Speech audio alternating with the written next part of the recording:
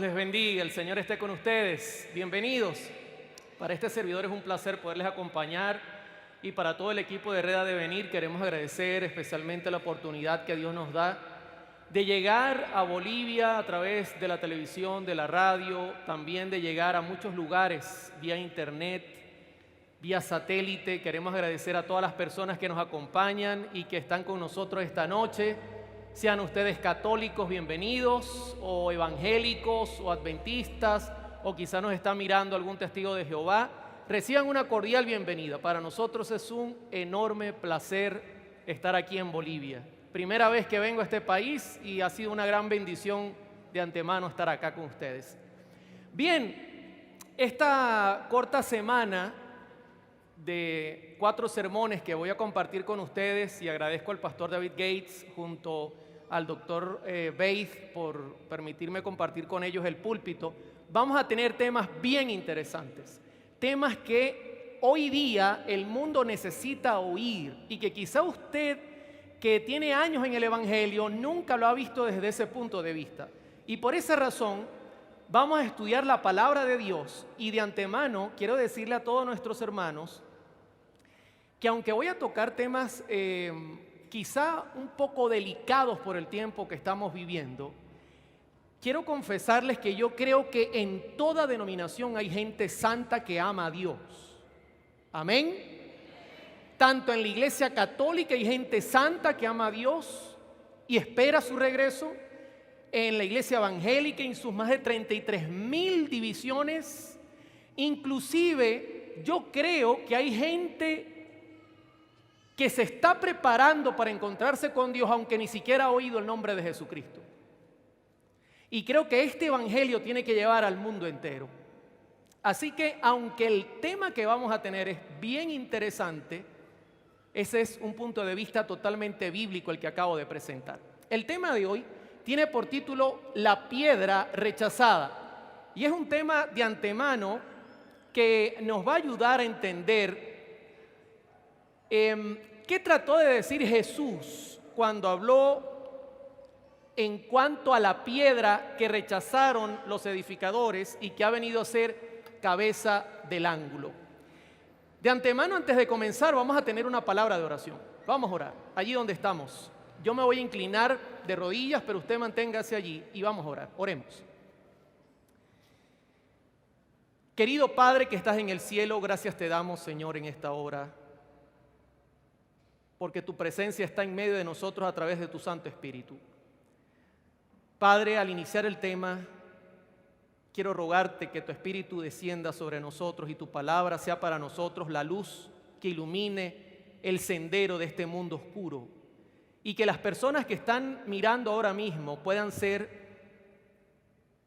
llenas de tu Santo Espíritu y que puedan entender la verdad y ella haga raíz en su corazón.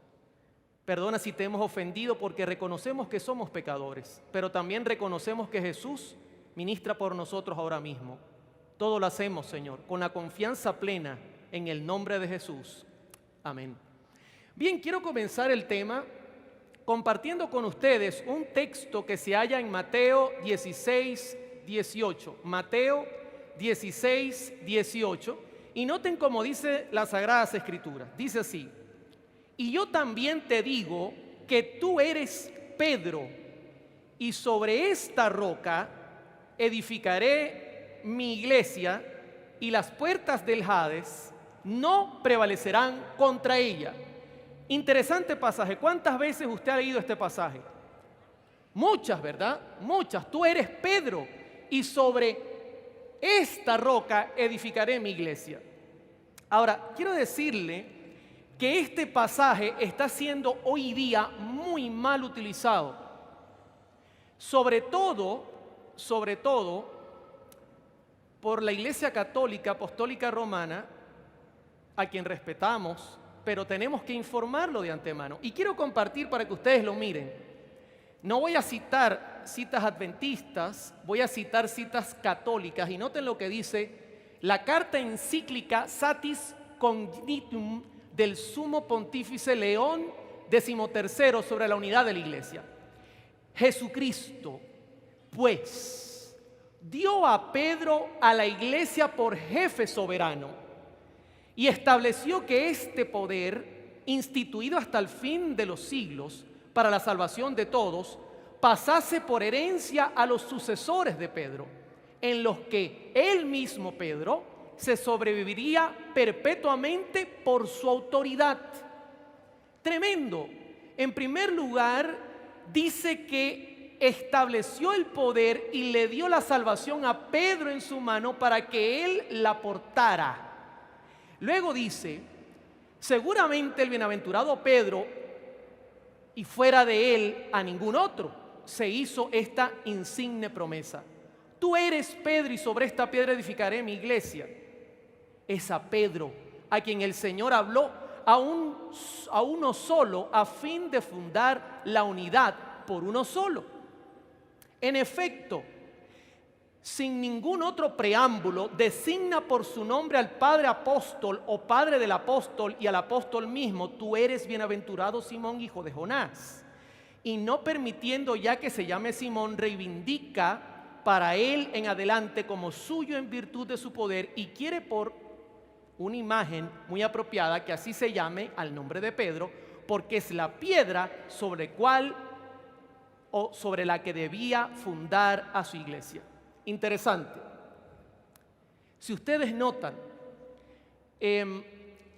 la misma Iglesia Católica designa a Pedro como la cabeza de la iglesia, designa a Pedro como la roca principal de la iglesia y le coloca en su mano la salvación de la iglesia. No lo digo yo, lo dice la encíclica que acabo de leer. Ahora bien, usted dirá, hermano Oliver, pero ¿realmente Mateo 16, 18 dice eso? ¿Realmente Dios colocó en la mano de un hombre que negó 3 veces al Señor y que el apóstol Pablo tuvo que reprenderlo porque se estaba juntando con los gentiles y se hacía gentil y con los judíos y se hacía judío? Un hombre que sacó la espada y casi mata a Malco. ¿Saben que en el griego original no dice así el pasaje como es interpretado por la Iglesia Católica? De antemano, en el griego original dice en Mateo 16, 18, y yo también te digo que tú eres Pedro. En griego es la palabra equinos, canto rodado o piedra. Yo no sé si usted sabe qué es el canto rodado.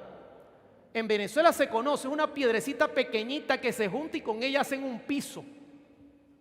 Y luego añade, y sobre esta roca, que en griego es diferente, es Petra, edificaré mi iglesia y las puertas del Hades, sepulcro, no prevalecerán. O sea, Jesús le dice a Pedro, mira, tú eres un canto rodado y sobre esta piedra, Jesús, edificaré mi iglesia. Y entonces yo pregunto, ¿y qué pasó? ¿Y de dónde entonces ahora los papas enseñan que ellos han recibido de Pedro la autoridad? ¿Por qué? Saben que Pedro ratificó lo que el Señor Jesucristo le dijo. En Hechos capítulo 4 dice la Escritura, verso 8. Entonces Pedro, lleno del Espíritu Santo, luego del Pentecostés, les dijo: gobernantes del pueblo y ancianos de Israel, este Jesús es la piedra reprobada por vosotros los edificadores, la cual ha venido a ser cabeza del ángulo. Y noten el verso 12, y en ningún otro, el propio Pedro dice, en ningún otro hay salvación, porque no hay otro nombre, ojalá me dé tiempo de hablar de ese nombre, bajo el cielo dado a los hombres en que podamos ser salvos. ¿Alguna duda? ¿Está siendo claro Pedro, sí o no, hermanos? Yo quiero que estén despiertos. A ver, ¿en Bolivia están despiertos? Un abrazo para ustedes que nos están sintonizando en otros lugares también. Pedro mismo, al escribir una carta, no dejó duda. Y en 1 de Pedro capítulo 2 dice, pareciera que Pedro de alguna manera hubiese entendido esto de lejos. Dice, acercándoos a él, piedra viva, desechada ciertamente por los hombres, mas para Dios escogida y preciosa. Vosotros también, como piedras vivas, sed edificados como casa espiritual y sacerdocio santo, para ofrecer sacrificios espirituales aceptables a Dios por medio de Jesucristo. Y luego añade en el verso 6, por lo cual también contiene la escritura, he aquí, note dónde la pone, pongo en Sión la principal piedra del ángulo, escogida, preciosa, y el que creyere en él no será avergonzado. Para vosotros, pues, los que creéis en él, precioso es. Pero para los que no creen, la piedra que los edificadores desecharon ha venido a ser la cabeza del ángulo. Ahora, yo hago una pregunta. ¿Cuántos de los que están sintonizando este programa les quedó alguna duda de que Pedro no es la piedra? ¿Tiene usted alguna duda en cuanto a que Pedro no dejó sucesión o herencia de que vengan papas o que vengan gobernantes y digan yo vengo tomando la herencia del apóstol Pedro? No, la Biblia no enseña tal cosa. Es más, yo nunca he entendido por qué Pedro era casado y el papa, por cierto, no se casa. De hecho, en Venezuela dicen que por eso Pedro negó a Jesús tres veces, porque sanó a la suegra, dicen en Venezuela. Era casado, o sea, no tiene ningún tipo de lógica, pero voy a decirles algo peor ahora. Fíjense, el primer paso, quien reina en Roma, reina por sucesión del apóstol Pedro designado por Cristo. Cristo así lo ordenó, no lo dice la Biblia. Por favor, no se deje engañar, la Biblia no dice eso. Ahora el segundo paso tiene que ver con el primero. Ahora Cristo le da la llave o las llaves a Pedro y la cosa se complica aún más. Y noten lo que dice Mateo 16, 19. Y a ti te daré las llaves del reino de los cielos, y todo lo que atares en la tierra será atado en los cielos, y todo lo que desatares en la tierra será desatado en los cielos. Ahora imagínense usted, para complicar más la situación, no solamente tenemos que, muchos creen que el sistema papal o el papado ha recibido la herencia de Pedro, sino que también les da la llave del reino. ¿Y qué opinan ellos? ¿Qué significará? Te doy las llaves del reino. ¿Usted alguna vez ha investigado qué significa que Pedro recibe las llaves del reino?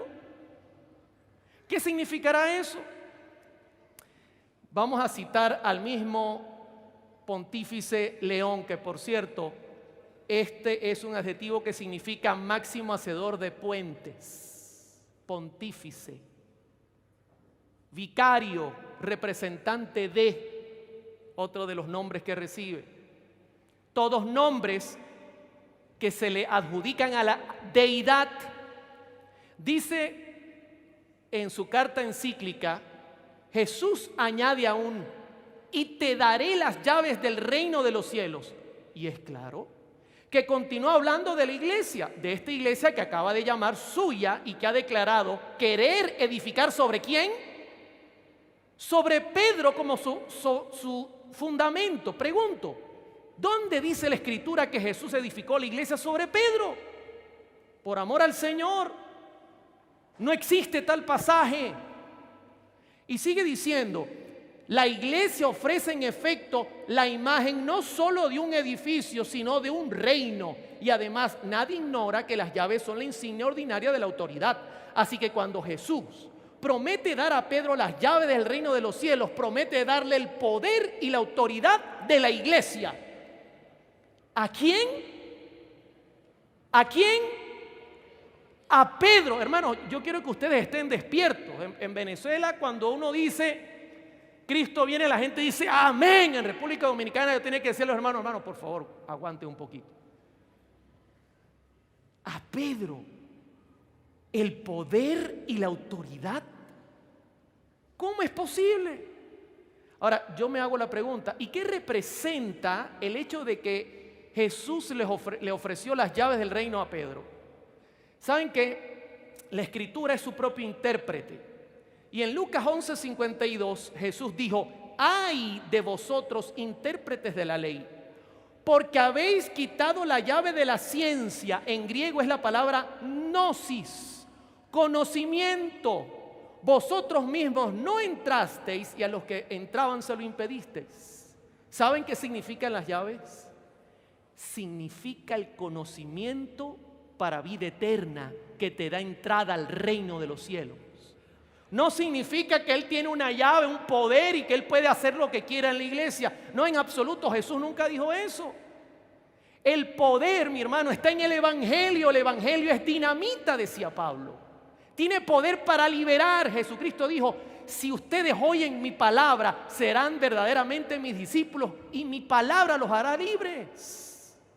Tremendo. Ahora, note lo que esta escritora en El deseado de toda la gente, página 382, Elena G. de White, que para mí es una escritora inspirada por el Espíritu Santo, dice: las llaves del reino de los cielos son las palabras de Cristo.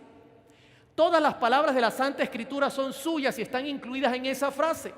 Esas palabras tienen poder para abrir y cerrar el cielo. ¿Cuáles palabras? ¿La de Pedro? No, la de Cristo. Declaran las condiciones bajo las cuales los hombres son recibidos o son rechazados. Y luego añade: así la obra de aquellos que predican, ojo con los predicadores, cuidado mis hermanos, la obra de aquellos que predican la palabra de Dios tiene sabor de vida para vida o de muerte para muerte. La suya es una misión cargada de resultados eternos. Tremendo. Ni Jesús designó a Pedro como su sucesor, ni como piedra, ni como fundamento, ni tampoco les dio las llaves del cielo. Y Pedro entonces decide quién entra y quién no. ¿Cuántos chistes se han hecho? Que la gente llega tocando las puertas del cielo y sale Pedro con unas llaves grandísimas y abre la puerta y pregunta qué quiere. ¿Qué es eso? Ahora, yo quiero que miren el cuadro, mis hermanos, porque yo no estoy aquí contándole algo que usted conocía, quizás usted lo sabía o quizás se está enterando, pero yo quiero que miren el cuadro. En la sucesión de papas está el poder de la iglesia. Se le entregó las llaves del reino. Ellos pueden salvar y hacer como quieran porque tienen el poder y la potestad. Es un cuadro peligroso porque ahora se une el hecho de atar y desatar. Porque aparentemente tienen el poder de atar y desatar. ¿Y cómo es eso, hermano Oliver? En la carta encíclica sigue diciendo el Papa León XIII. Lo que sigue tiene también el mismo sentido. Todo lo que atares en la tierra será atado ¿a dónde? En el cielo. Y lo que desatarás en la tierra será desatado en el cielo. Esta expresión figurada, atar y desatar, designa el poder de establecer leyes y el de juzgar. ¿Establecer qué? Leyes. O sea, es la piedra principal, tiene las llaves del reino y como tiene las llaves y es un gobernador, tiene la libertad de poner leyes. Tremendo.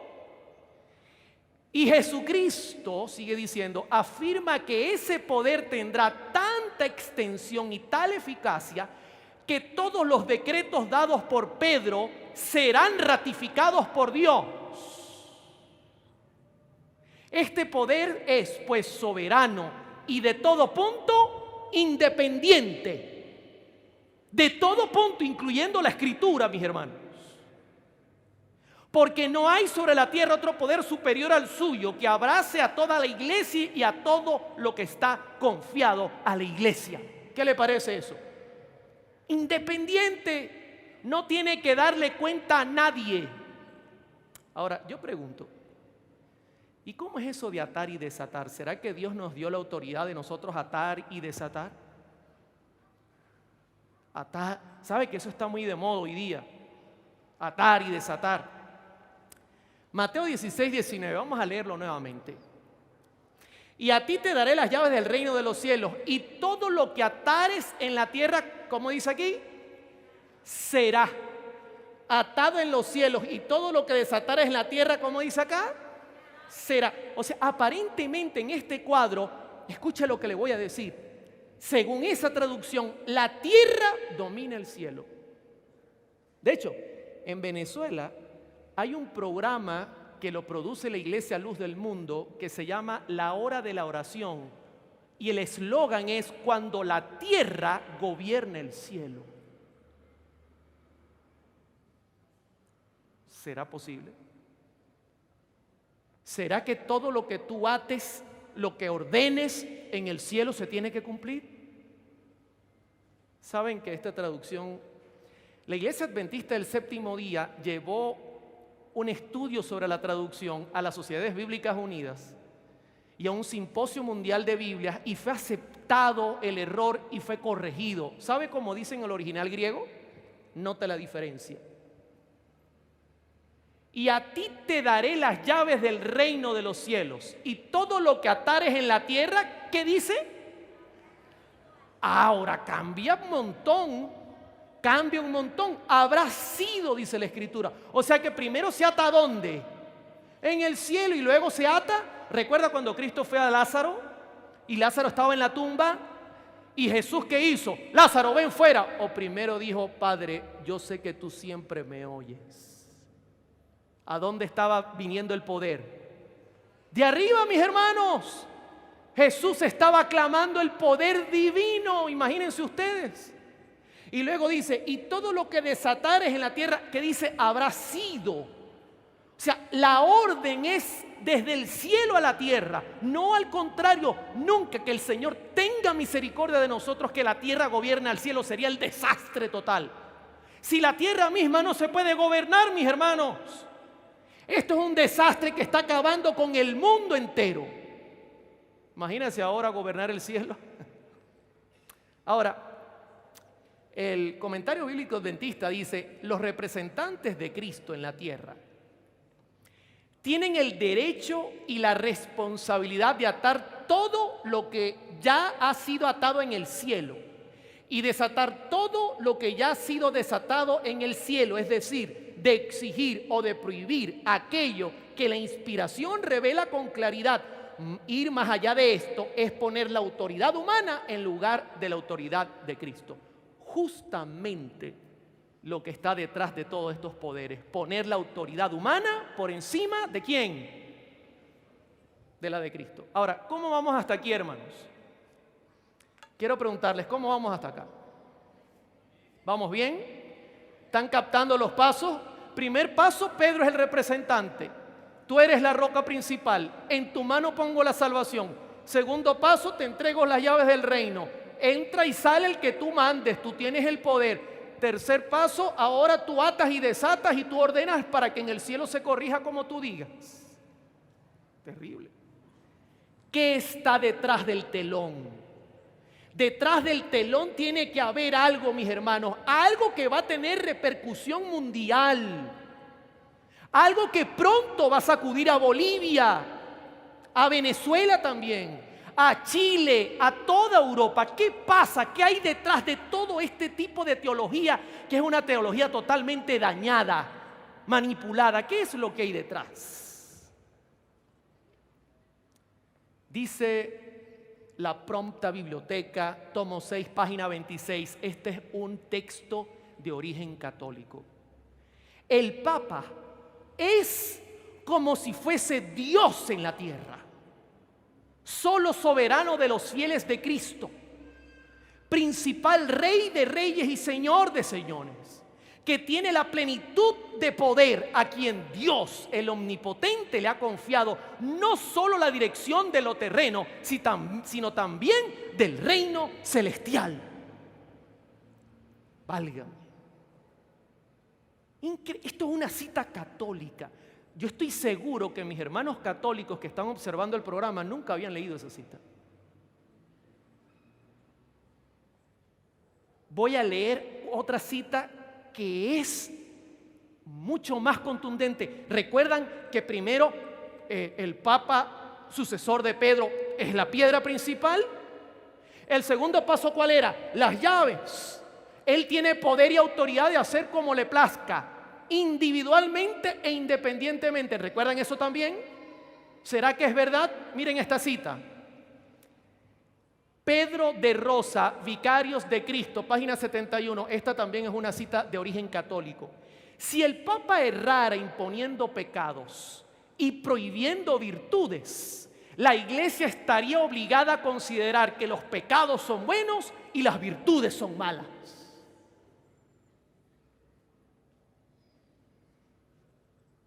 Y quiero decirle que lo están haciendo. Y de esto voy a hablar el sábado en la tarde, porque al promocionar la idolatría, están dándole luz verde al pecado.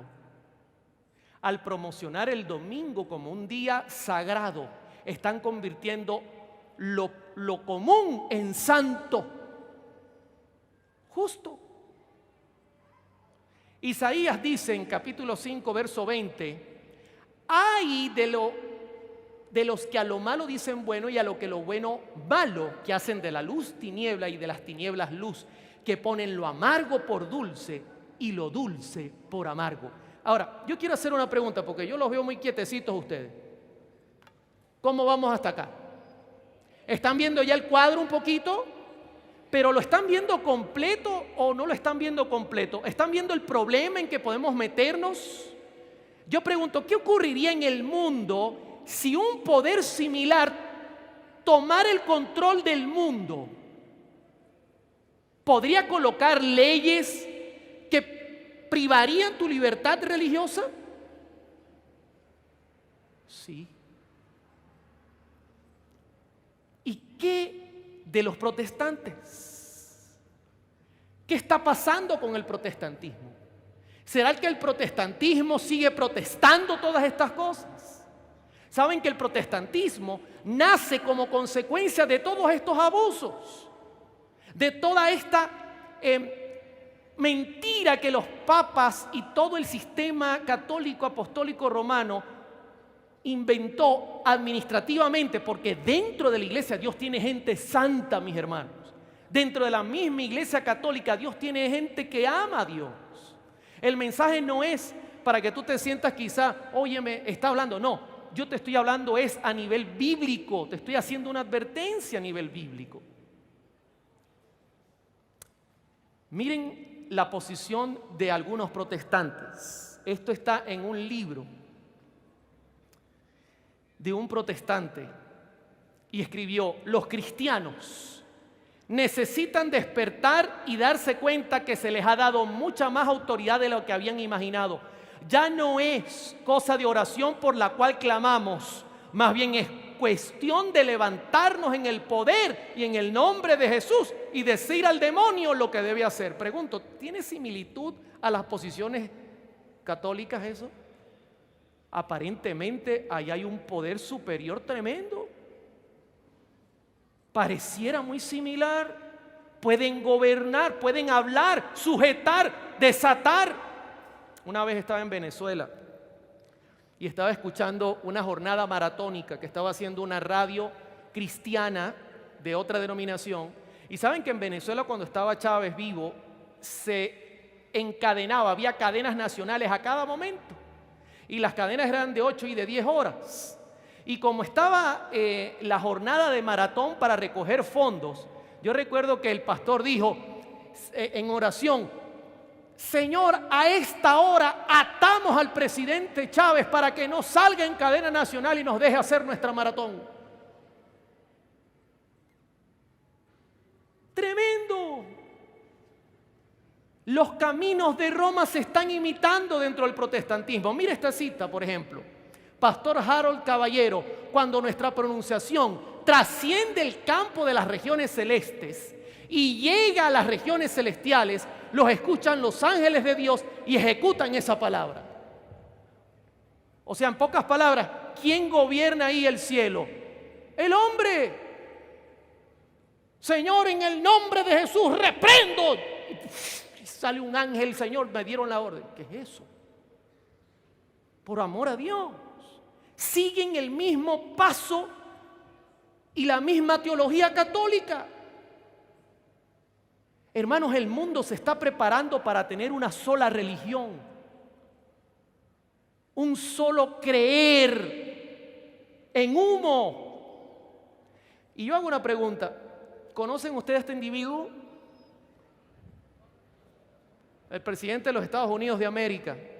¿Saben quiénes son todos los que lo rodean, verdad que sí? ¿O no? Son pastores y pastoras de diferentes denominaciones que fueron allá a orar por él. Este es el presidente del país protestante que tiene una estatua. ¿Y cómo se llama la estatua? Se la donó Francia, la Estatua de la Libertad. ¿Y sabe qué representa? Separación entre la iglesia y el Estado. Pero hoy día los protestantes siguen el camino de Roma. Creen que la iglesia está ungida de autoridad para gobernar políticamente. Y ahora mire lo que dice Donald Trump en la entrevista exclusiva de Brody File. En una entrevista, Donald Trump dijo que quiere que los pastores sean más atrevidos a la hora de hablar en el púlpito, porque a su manera de ver las cosas, la iglesia tiene que tener más poder. Yo lo puse oscuro, no se asusten, muchachos de video. ¿Tiene que tener más qué? Ahora, yo quiero hacer una pregunta y yo quiero que se despierte. ¿El poder es qué? ¿Religioso o político? ¿Qué poder le puede dar Donald Trump a la iglesia? Un hombre que realmente, cuando yo estuve en Estados Unidos, cuando fue escogido él como presidente, parecía que el país estaba de luto, mis hermanos. Una sorpresa increíble. Un hombre, con todo el respeto, que no tiene moral, que fue grabado hablando perversamente de mujeres. Y van a orar por él como si fuera una cosa del otro mundo. Bueno, la Biblia dice que hay que orar por los gobernantes. Está bien, vamos a orar por él. Pero ¿qué clase de poder le quiere dar Donald Trump a la iglesia? ¿Qué clase de poder? El único poder que él le puede dar es político. Otra de las cosas que dijo en su discurso: han quitado mucho poder a la iglesia. Yo quiero devolverle ese poder a la iglesia. ¿Qué le parece el cuadro? ¿Qué le parece los dos extremos? Por un lado el catolicismo, reconociendo que el Papa es Dios, y por un lado el protestantismo, reclamando ahora un poder que Dios no le otorgó. Ahora, yo hago una pregunta: ¿y conocen a este personaje? Con todo el respeto de mis hermanos católicos, dice acá, el Papa Francisco es la persona pública más importante del mundo. Me impresionó cuando fue a Colombia. Esto lo escribió Carlos Suárez, bogotano y director de la Agencia de Asesoría Política, Imagen, Estrategia y Poder. Le aplauden los ateos y anticlericales, precisamente porque su mensaje va más allá de lo religioso. Es un mensaje político. Se ha convertido en un símbolo del contrapoder. Es un revolucionario dentro de la iglesia. Esa imagen del transformador, del superpoder que es la iglesia. Tremendo. Hermanos, ¿cuántos miran el cuadro que se está levantando? Un cuadro oscuro sobre el planeta Tierra. Los líderes del mundo dicen que si hay un hombre que pudiese solucionar el problema en la tierra, tiene nombre y apellido: Jorge Bergoglio, el Papa. Un hombre que la iglesia cree que está investido de un poder independiente y total.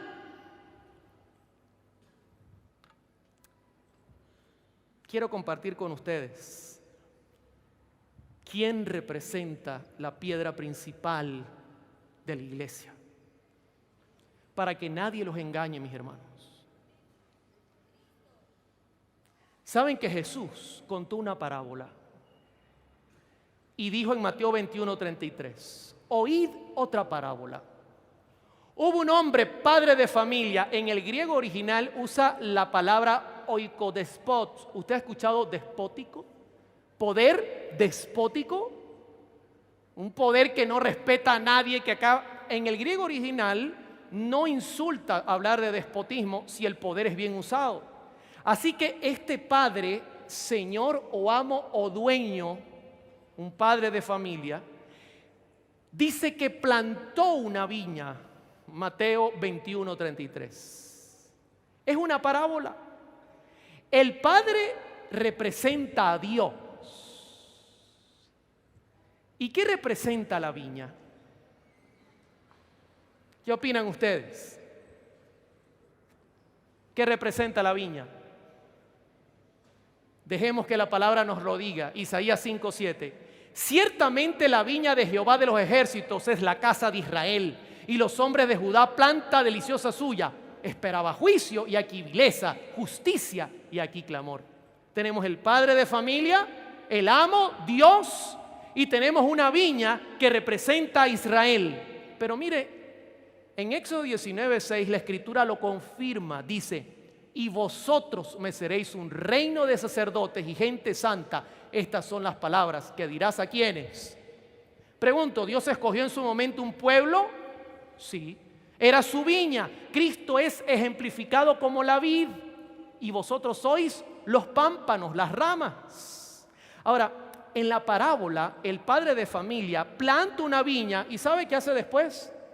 La cerca de vallado. Le hizo un cerco. ¿Qué representa el hecho de que el padre colocara a Israel como su viña y la cercara? ¿Sabe que en Éxodo 19:5 dice: ahora pues, si diereis oído a mi voz y guardareis mi pacto, aquí está la cerca, los 10 mandamientos, vosotros seréis mi especial tesoro sobre todos los pueblos, porque mía es toda la tierra. Y usted dirá, hermano Oliver, ¿cómo sabe usted que la cerca son los 10 mandamientos? ¿Cuántos recuerdan la historia de Job? Capítulo 1. Y Jehová dijo a Satanás: ¿no has considerado a mi siervo Job, que no hay otro como él en la tierra? Varón perfecto, recto, temeroso de Dios y apartado del mal. Respondió Satanás a Jehová y dijo: ¿acaso teme Job a Dios en balde? Y añadió: ¿no le has cercado alrededor de él y a su casa y a todo lo que tiene? Al trabajo de sus manos has dado bendición, por tanto sus bienes han aumentado sobre la tierra. Pregunto, ¿qué hizo Dios con Job? Lo cercó. ¿Y qué representaba su cerca? Dice la Escritura, fíjese que Job prosperó muchísimo. Salmos capítulo 1: bienaventurado el varón que no anduvo en consejo de malos, ni estuvo en camino de pecadores, ni en silla de escarnecedores se ha sentado, sino que en la ley de Jehová está su delicia, y en su ley medita de día y de noche. Será como árbol plantado junto al camino en corrientes de agua, que da su fruto en su tiempo y su hoja no cae. ¿Y qué hacía Job? Todo lo que hace será lógico, mis hermanos. La cerca protegía a Job.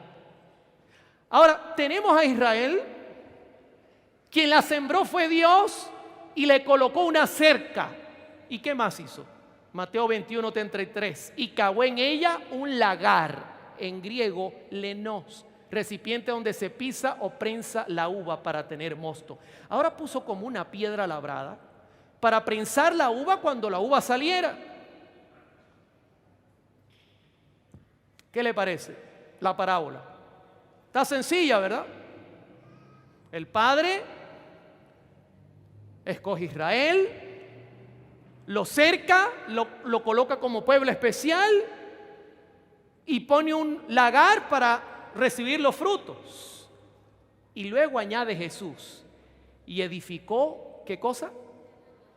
Una torre. ¿Y ahora qué es la torre? ¿Qué representa la torre? Hermano, esta parábola cuenta la historia completa, no de Israel, sino de el evangelio como tal. En la Escritura, el salmista escribe en el capítulo 61: porque tú has sido mi refugio y torre fuerte delante del enemigo. Y luego mire cómo conecta la torre: yo habitaré en tu tabernáculo, santuario o templo para siempre, estaré seguro bajo la cubierta de tus alas. ¿Qué representa o qué representaba la torre? El santuario, mis hermanos. Increíblemente, fíjense lo maravilloso. Dios agarra como Padre, amo y Señor, coloca a Israel como su viña, le coloca un cerco, 10 mandamientos, luego coloca un lagar preparando los frutos y luego coloca una torre, el santuario. Pregunto, ¿todo eso lo tenía Israel?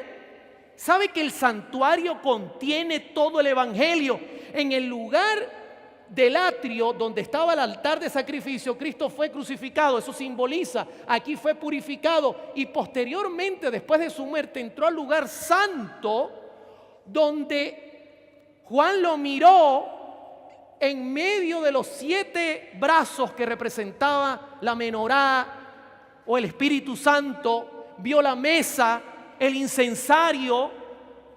Inmediatamente, más adelante, el mismo Juan en Apocalipsis mira el arca del pacto y se abre otra puerta. Ahí está el evangelio completamente explicado, mis hermanos.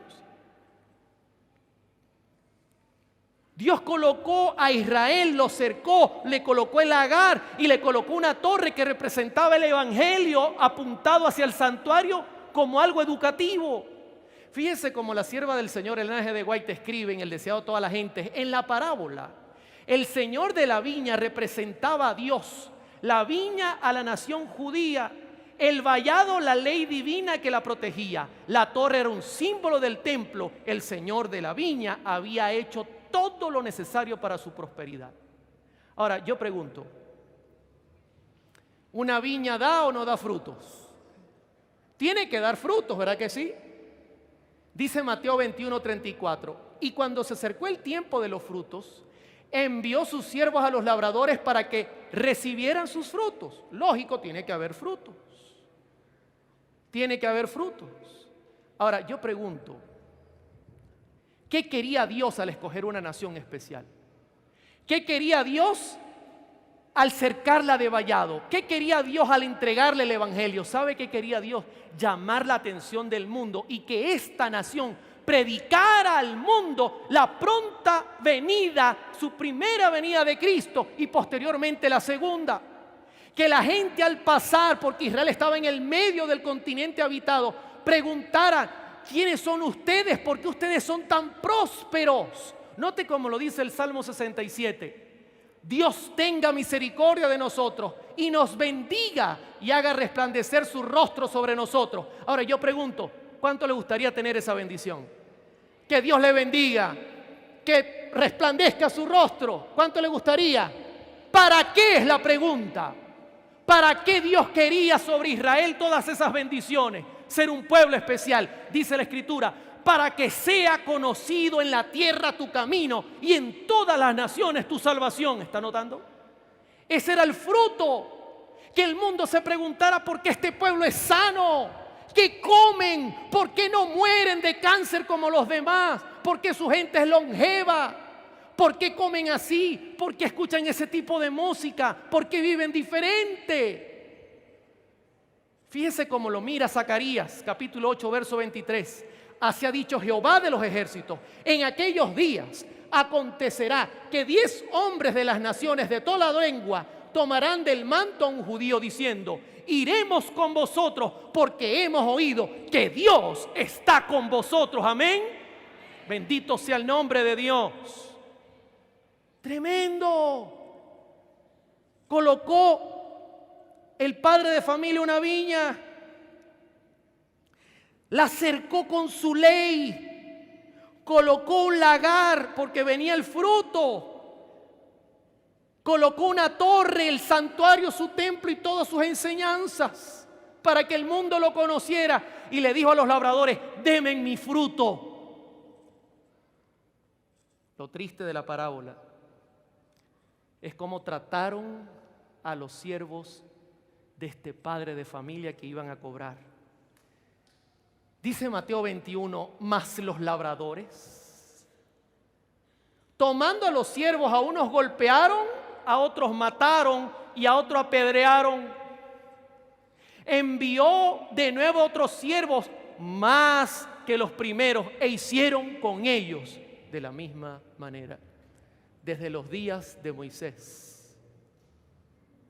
¿Recuerdan cuando los 2 espías dijeron: vive Jehová, que si entramos a esa tierra será nuestra? ¿Qué hizo la gente? ¡Apedréenlos!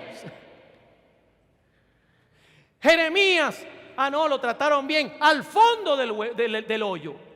A Isaías lo asesinaron vilmente. Todos los profetas fueron perseguidos, mis hermanos. ¿Por qué? Porque venían a recordarle al pueblo su misión. Hermano que me está mirando, usted que me está escuchando, Dios tiene una misión para el pueblo escogido para este tiempo y usted está siendo llamado para formar parte de él. Escúcheme bien lo que le voy a decir. Dice la Escritura que envió nuevos siervos y pasó lo mismo. ¿Sabe? Cuando Jesús estaba en Jerusalén, su llanto se oyó. Y dice en Mateo 23:37, Jerusalén, Jerusalén, que matas a los profetas y apedreas a los que te son enviados. ¿Cuántas veces quise juntar a tus hijos como la gallina junta sus polluelos debajo de las alas y no quisiste? Pregunto, ¿tiene que ver esto con la parábola? Sí. Un padre de familia sembró su viña, es el dueño, se la dejó porque representa a Israel, a los labradores, puso el agar, la cercó con su ley, puso una torre, mandó a cobrar los intereses de la producción y mataron a los siervos. Y por último, voy a compartir lo que dice Lucas a partir de acá de la misma parábola, porque Lucas lo dice maravillosamente. 20:37, entonces el señor de la viña dijo, ¿qué haré? Me han matado a 3 grupos de siervos. Enviaré a mi hijo amado. Quizás cuando le vean a él, le tendrán respeto. Pregunto, ¿quién es el hijo? ¿Quién es el hijo en la parábola? Dígalo fuerte, ¿quién es? Bendito sea su nombre. Alabado sea su nombre. Enviaré a Jesús. Le tendrán respeto quizás. Verso 14. Mas los labradores al verle discutían entre sí diciendo, este es el heredero. Venid, matémosle para que la heredad sea nuestra. Bendito sea el nombre de Dios. Es el mismo cuadro que se pinta hoy en el mundo. Quieren tomar el poder y la autoridad que solo a Dios le compete. Y le echaron fuera de la viña, fuera de Jerusalén, y le mataron. Y luego Jesús, teniendo allí a todos los líderes, les pregunta, ¿qué hará el Señor de la viña cuando vuelva? Juzguen ustedes, ¿qué hará? Y miren la respuesta de ellos. Vendrá y destruirá a estos labradores y dará su viña a otros. Cuando ellos mismos se oyeron, dijeron, Dios nos libre. Porque ellos eran los labradores, mis hermanos. Ahora, por favor, yo quiero que noten esto. Vendrá y destruirá ¿a quién? Dice. ¿A quién dice? Por favor, digan. ¿A quién dice? Dice que destruirá la valla, la cerca. ¿Destruirá la cerca? No. ¿Por qué entonces la ley de Dios ha sido tirada al piso, mis hermanos? Y se lo pregunto a mis hermanos católicos. ¿Por qué? Y de eso voy a hablar el sábado. ¿Por qué la ley de Dios ha sido cambiada? ¿Por qué mis hermanos evangélicos, ustedes predican 9 mandamientos, más del cuarto se han olvidado completamente? ¿Qué pasa? Dios no cambió la cerca, Dios cambió los labradores. Pregunto, ¿tumbó la torre? No, mis hermanos, quiero decirle algo. El santuario ya no está en la tierra, el santuario siempre ha estado en el cielo. La tierra era una copia. Jesús ahora sigue su obra en el cielo. La torre sigue de pie. No ha habido un cambio en la torre. Lo que cambió fue a los labradores.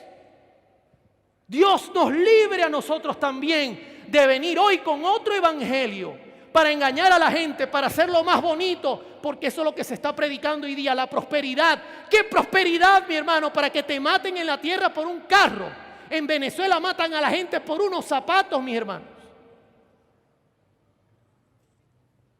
Predicando un evangelio de que todo es tranquilidad, de que no viene ningún problema, de que tú sientas, de que te sientas bien. No, Señor, el evangelio que hay que predicar hoy día es que Jesús está a las puertas. Y ay de nosotros si no lo predicamos. Dios nos libre. Y ahora termino con la piedra principal. Lucas 20:17. Pero él mirándolos dijo: ¿qué pues es lo que está escrito? La piedra que desecharon los edificadores ha venido a ser cabeza del ángulo. Todo el que cayere sobre aquella piedra será quebrantado, mas sobre quien ella cayere le desmenuzará. ¿Quién es la piedra principal? Quiero terminar. En El deseado de todas las gentes, le recomiendo mucho ese libro escrito por la señora Ellen G. White.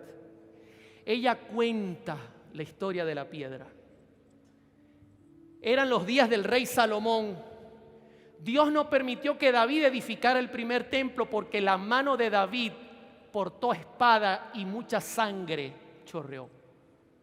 Y Dios le dijo a Salomón: tú harás mi templo, un templo extraordinario, mis hermanos. Tanto que el segundo templo, cuando lo vieron los que venían de vuelta, lloraron al mirarlo porque era una cosa irreconocible.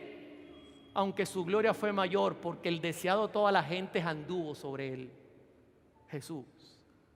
Así que cuando prepararon el proyecto, los edificadores salieron y saben que no podían martillar dentro del templo, tenían que ir fuera a preparar todo, y salieron a buscar una piedra, la principal, la que iba a soportar toda la fuerza. Tenía que soportar el peso y tenía que soportar el mal clima. Tenía que tener una característica especial y una medida perfecta.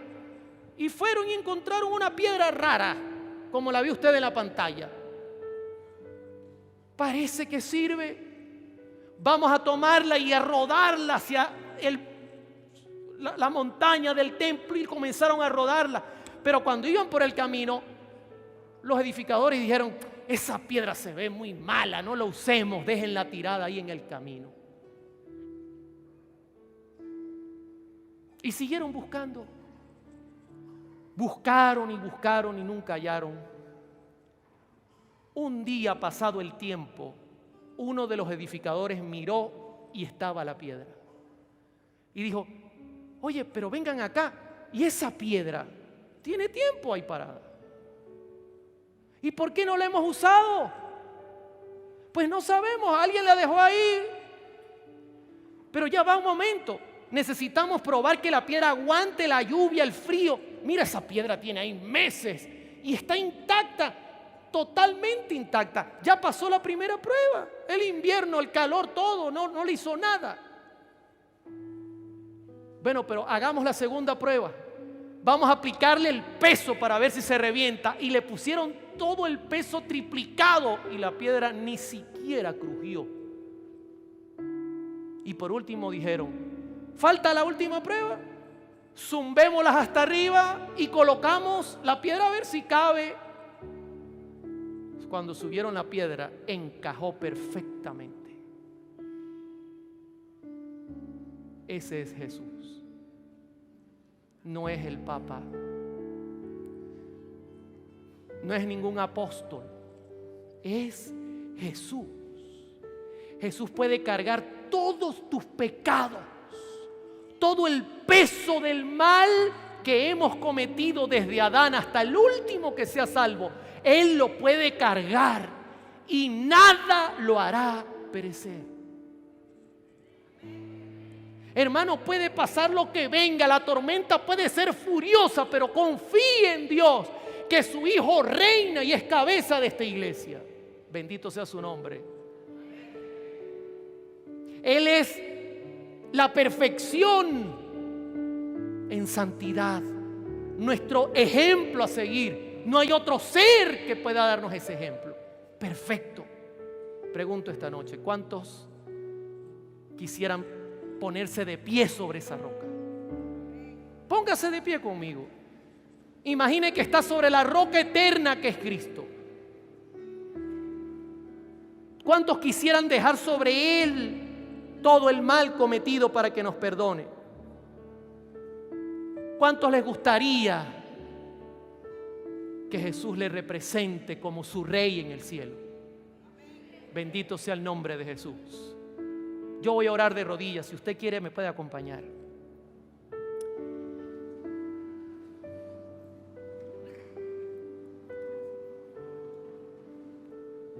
Querido Padre,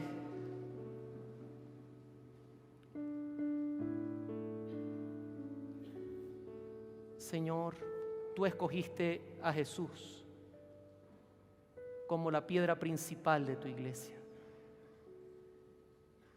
quien vino a la tierra y venció por nosotros el mal. Y aunque el enemigo lo acechó, lo persiguió y las tormentas golpearon su vida, soportó toda esa prueba. En el Getsemaní cargó con el peso que hubiese asesinado a cualquier ser que hubiese venido a pagar. Lo soportó. Bendito sea su nombre por los siglos de los siglos, porque nos redimió del mal. Y viviendo una vida perfecta, se entregó por nosotros en la cruz del Calvario. Gracias, Señor, porque no estamos de pie sobre la arena, sobre Pedro o algún apóstol. Estamos de pie sobre la piedra eterna que representa a Cristo Jesús. Bendice a los que hoy día han aceptado este mensaje como un mensaje verdadero. Derrama sobre ellos tu luz y que cuando venga Jesús por segunda vez los pueda llamar por su nombre. Te lo rogamos y te lo imploramos en el nombre, único nombre dado a los hombres por el cual podemos ser salvos, en el nombre de Cristo Jesús. Amén y amén. Dios les bendiga, hermanos. El Señor esté con ustedes.